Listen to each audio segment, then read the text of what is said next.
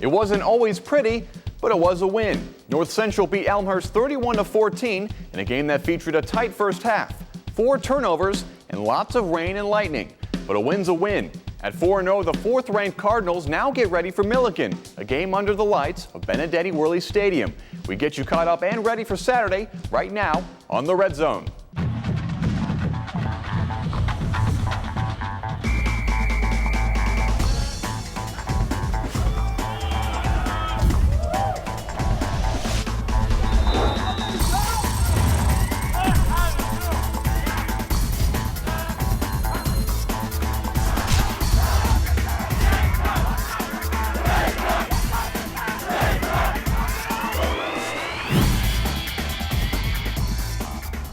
Welcome to the Red Zone. I'm Justin ZIPSER, joined by North Central football head coach John Thorne to kick off the show. Thanks for joining us, Coach. You're welcome. Glad to be here again.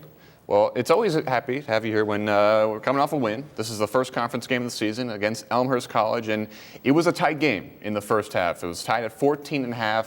We had the weather delay, and then you guys just came out on a mission in the second half. Mm-hmm. It was a lot closer than we hoped it would be because we knew the rain was coming, and just some unfortunate situations happened during that first half that made it closer than probably it really should have been. Mm-hmm. So I thought the guys and the coaches handled the long delay extremely well, and definitely the guys came out ready to play the second half with a lot of enthusiasm, and coaches had made some very good adjustments, and so turned out okay. It did turn out okay. Before we get to the adjustments specifically, let's go back to the highlight tape and see exactly what happened in Elmhurst this Saturday.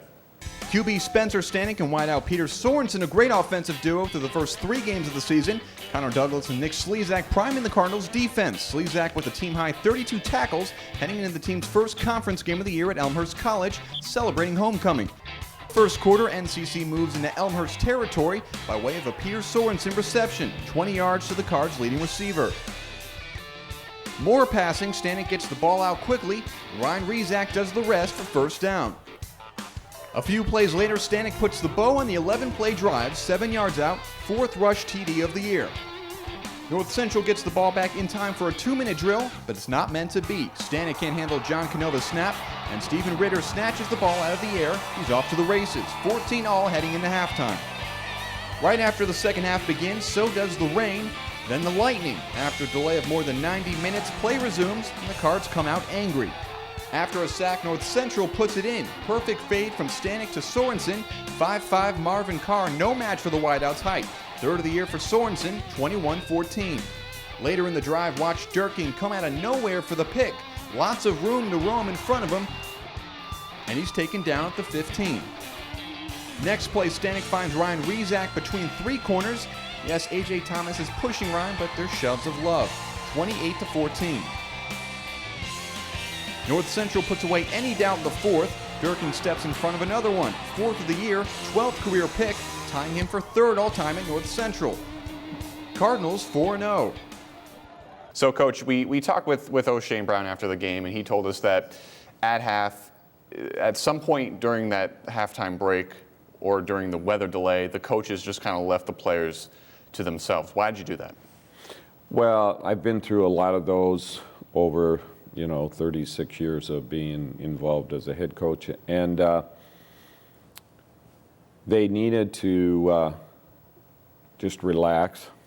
They needed to get their fluids built back up. It was one of those days that just zapped all the fluids right out of your body. So we had them take off, their shoulder pads and everything, and we had several different rooms there, so they spread out a little bit.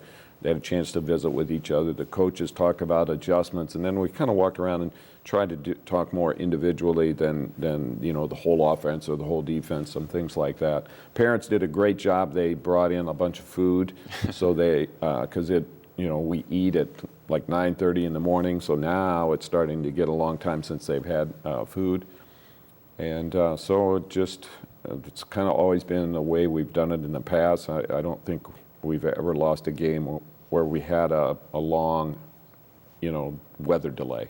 Mm-hmm. So I was sort of happy to see it because the opening kickoff, they ran it back for a pretty good return. I thought, oh boy, we're still not quite ready to play, but certainly we were ready to play when we came back after the delay. Now, that delay, did it help you because kind of whatever momentum Elmhurst had going into the second half, pretty much from that weather delay was essentially gone? How much did that help you in the second half? Well, it wouldn't necessarily have to be gone for them, but I think when they saw how fired up our guys were when we came back on the field and so forth, that maybe took a little bit out of it. And then our defense just went bam, bam, bam, slammed the door on them. Not just that drive, but basically the whole second half. And the offense, boom, scored right away. And, you know, Shane had 2 great interceptions. So an awful lot of good things, just kept building, one right after another against their ability to stay excited about what was happening, you know. Let's talk about the offense a little bit. The bounce that we're used to seeing for North Central football was back this week. Weeks past, some rushing problems, but this week, 211 yards rushing, 201 yards passing. How much does that help you as a coach when you can rely on either facet of the offense to take control of a game, especially in the second half against Elmhurst? Well, it's huge, obviously, to be able to run the football. And we would have had over 300 yards without the penalties that called back 2 gigantic runs that Ryan Kent had. And we started the season rushing for over 300 yards. So we only ran into a little bubble there against Stevens Point. They did some really good things with their defensive movement. And so we worked extremely hard on contact level, pad level, and against the movement types of things that defenses can do. And even with 3 starters out at the offensive line, the guys executed very well. So we were very, very happy, especially Eric Naprick. He got his first chance to be a full-time starter, played almost every snap. And he had one pancake after another. So he really showed that he's ready to, to be a starter for us, which was a great thing for us to find. Good. Well, we'll talk about the defense and next week as well when we come back after the break. More with Coach Thorne here on the Red Zone.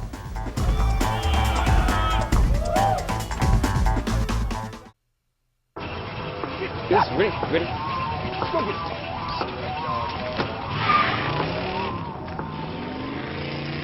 Oh, come on, Randy.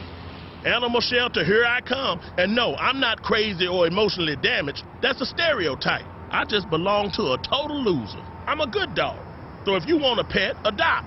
And if you see Randy, tell him he dropped his wallet.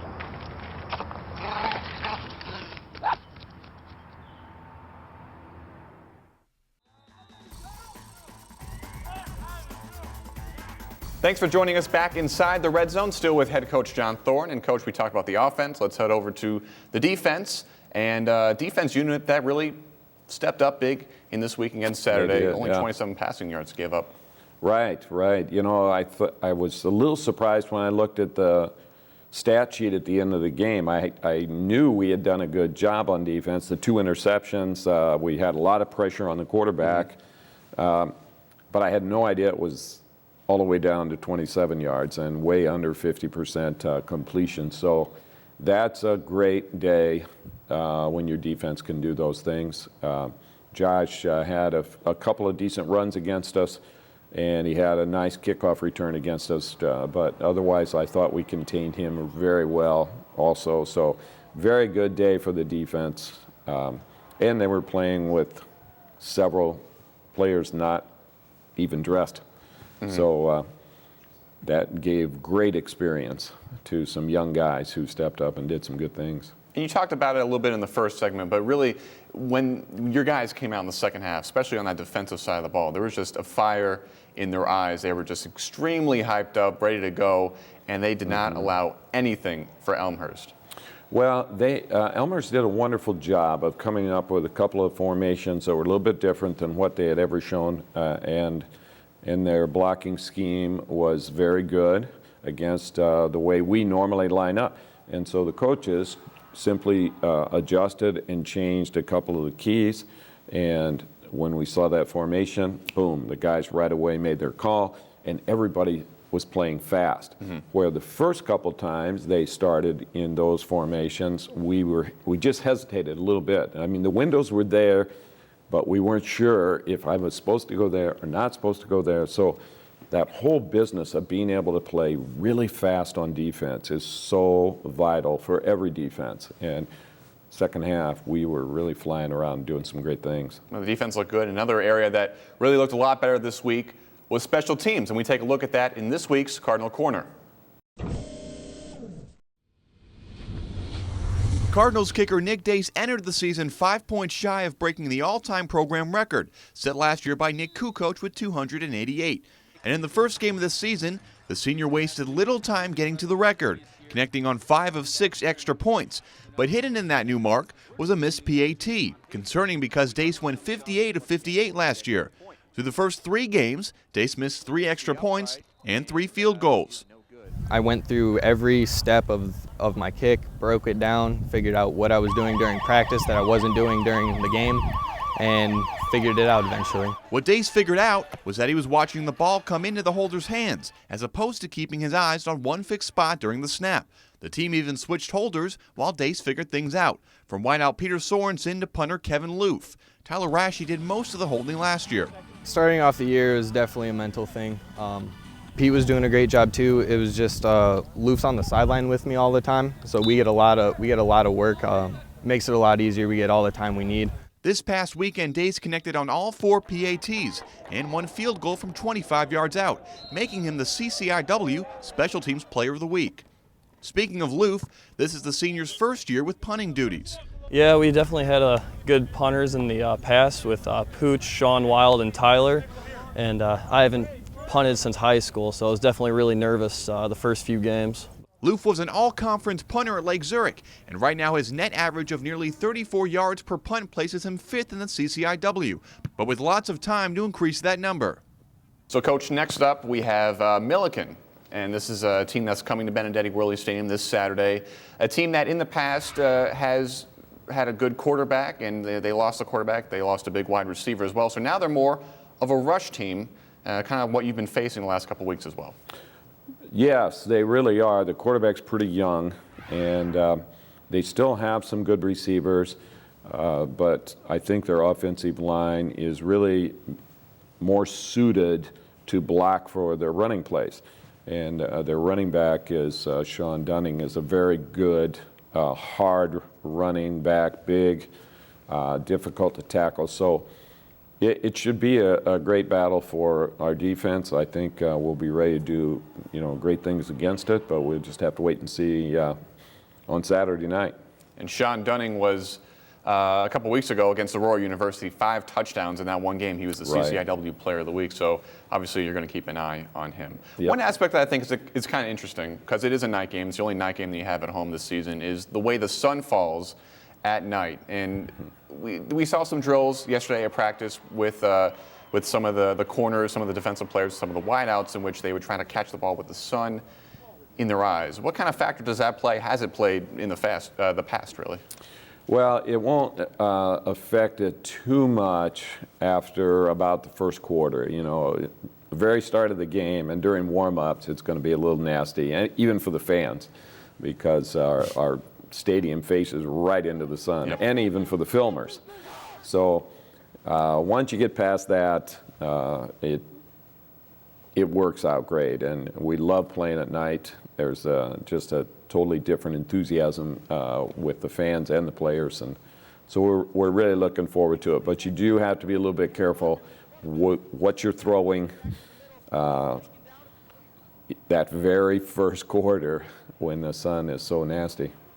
And the offensive line gave up 4 sacks against Elmhurst.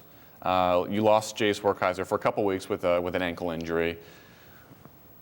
What are you missing with Jace, and what are you trying to get back to against this week's opponent? Well, Jace is a preseason All-American, and rightfully so. He's 6'6", right at 300 pounds. He's fast. He's very athletic. Great football player. So you can't just automatically put somebody there and say, all right, now do every single thing that Jace can do. There will be some adjustments made, and we have a chance to have maybe the best running game of the whole season, because that group of blockers are really good blocking for the run. Well, good luck to you. You got Millikin on Saturday, and we wish you the best of luck. Thanks a lot. Keep it right here. In a moment, we're joined by a pair of players that made some noise against Elmhurst. Next on the Red Zone.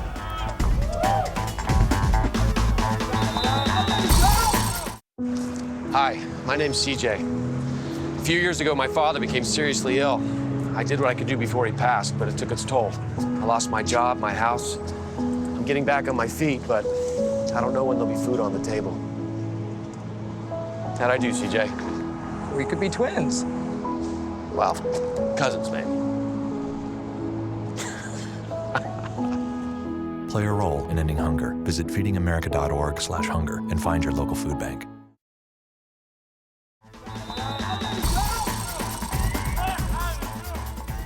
We're back inside the Red Zone. On the set now, senior linebacker Adam Szudarski and junior running back Ryan Kent. Guys, thanks so much for joining us. Thanks for having us. So, guys, a big win this past Saturday against Elmhurst. It was kind of an interesting game, as we talked about with Coach.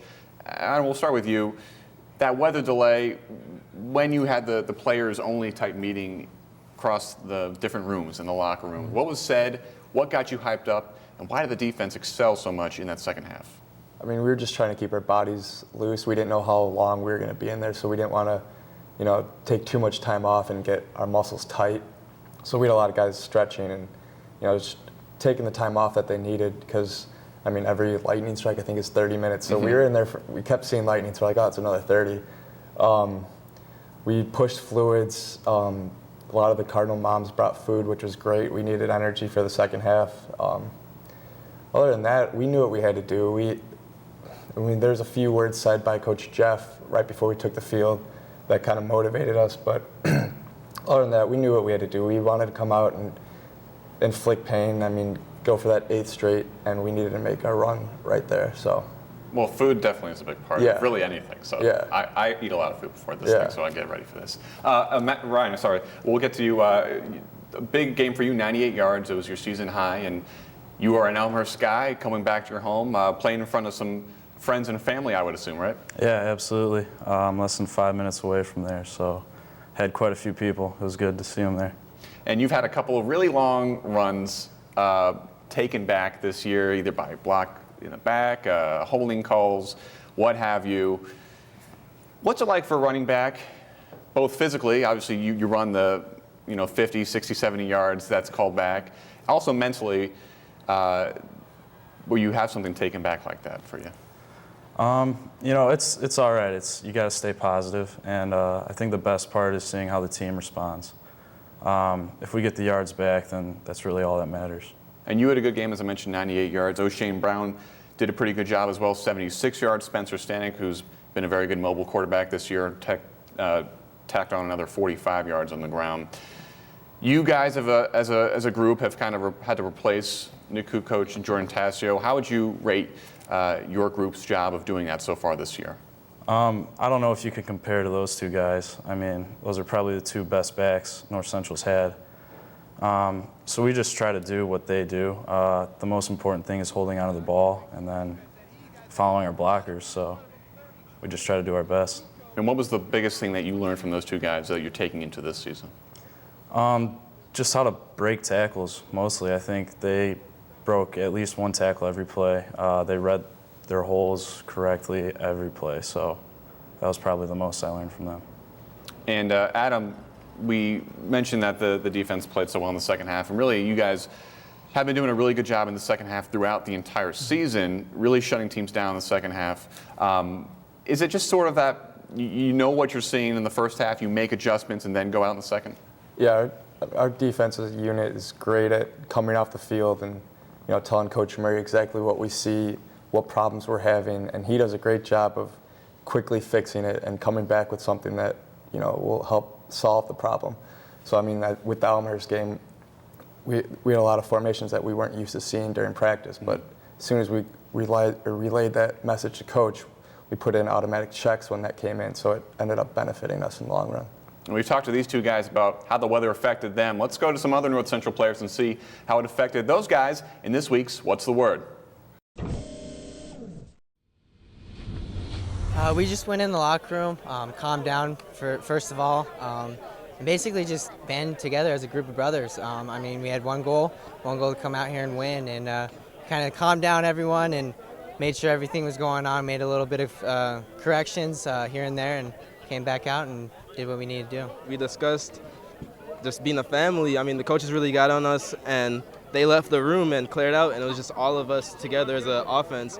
And we just told each other, guys, we just got to step up. I mean, we know what we're capable of doing. We had a lot of calls get called back, but we know that we were able to drive the ball down the field. So we didn't really do anything different, but we just felt more confident, you know, and did our thing. So we just thought about it as starting a new game, new slate, and both sides of the ball came out fired up. And, you know, it was nice to be able to relax in there and just kind of think to ourselves what we have to do from the first half. And I think everyone did their jobs perfectly. So, Adam, coming up this week against a team like Millikin, you know Sean Dunning is a known commodity. He's a guy that has put up big numbers in his career, mostly this season. What do you know about Sean, and what are you going to use against him as a defensive unit this week? Well, we know he's a great runner. I mean, it's week in 4 games, he has over 500 yards rushing, 11 touchdowns. Right there, that's respect. You got to respect a player that with that talent.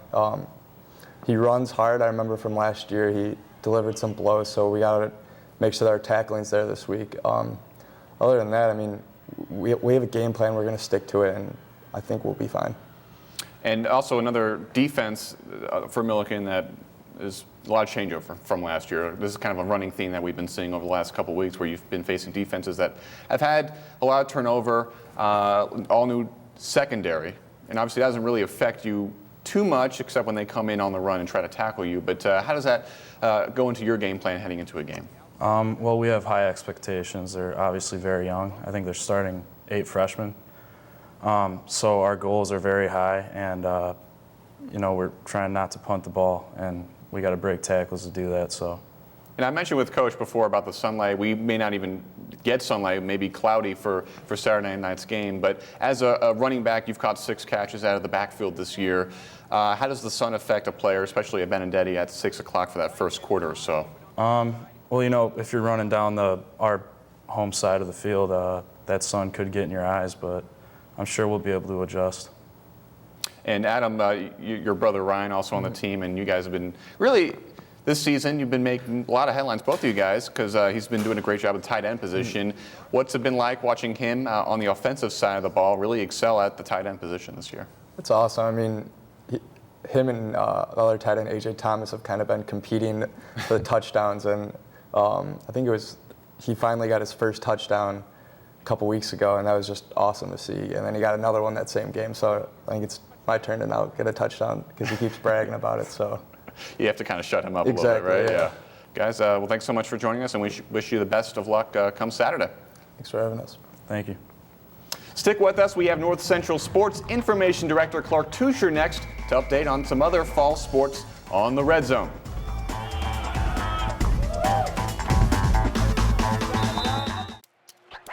Today is Saturday. 60 minutes of physical activity a day and eating well can help get your child healthy.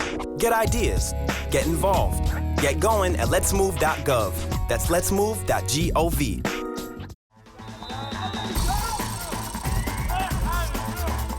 Welcome back inside the Red Zone. North Central SID Clark Tuscher joins us on set as he does every week to break down some other North Central sports. Clark, thanks for joining us. It's good to be here. We'll start with women's golf because they have all but finished off their fall season, and they really finished strong. Yeah, you know, they turned in a second place finish at the conference championships last weekend. It was supposed to be a 3-day event. You know, the rain intervened on Saturday with several golfers still out on the course, so they wound up having to wash out the round.